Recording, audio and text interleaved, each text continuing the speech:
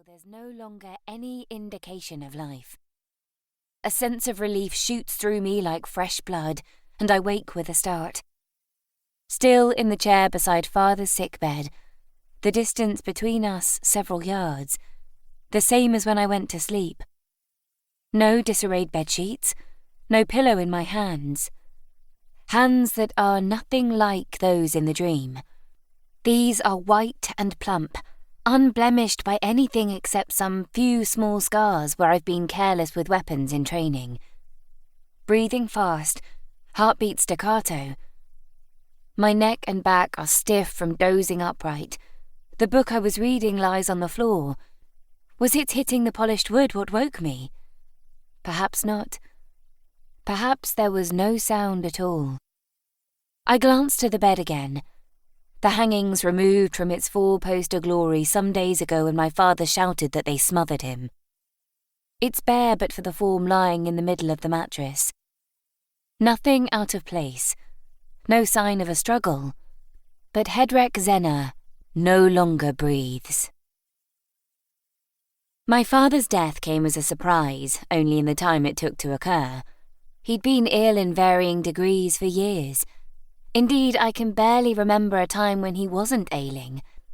His survival was the thing to make folk remark. They didn't know what burned inside of him. I did not help him along, even though there were days I yearned to do so. Lady Death put her gentle hand on him with no aid from me. That I dreamed his death, my own responsibility for it, was mere coincidence.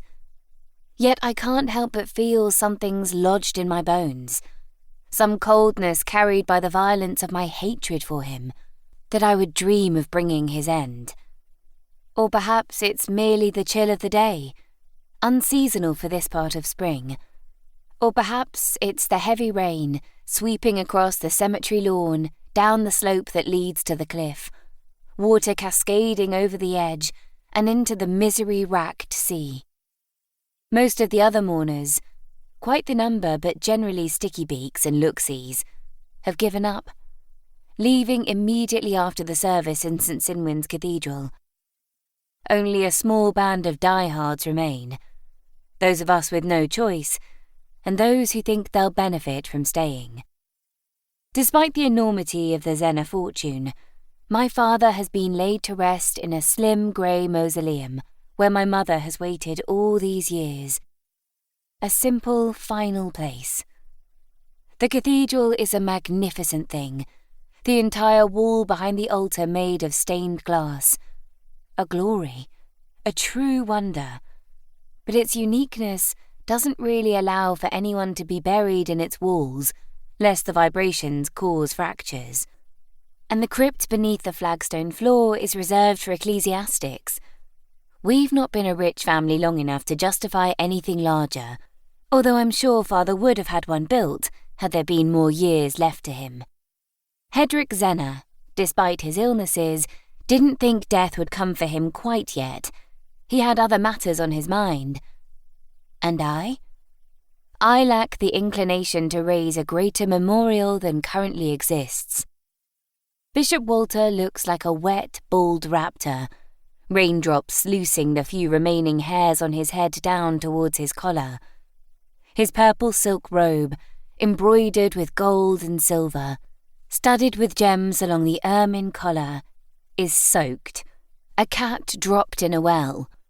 Not a one of his attendants has an umbrella over him or themselves, either a dearth of planning or the belief that nothing should come between this last office and the Lord above. Walter's voice, which is a deep baritone, and rather fine for sermons and psalms, quavers with the cold. We commit the last remains of Hedrek Zena to this sacred earth. He will find himself in the halls of the Lord and be welcomed by his mercy. Remember him in your prayers, and now you may all go in peace. Beside me, Mrs. Medway, more prepared than a legion of godhounds, holds an umbrella above us both, a very large one that keeps trying to catch the wind and fly away. My house. To keep listening to this audiobook, I've left you a link in the description so you can do it, at no cost thanks to Audible's 30-day free trial.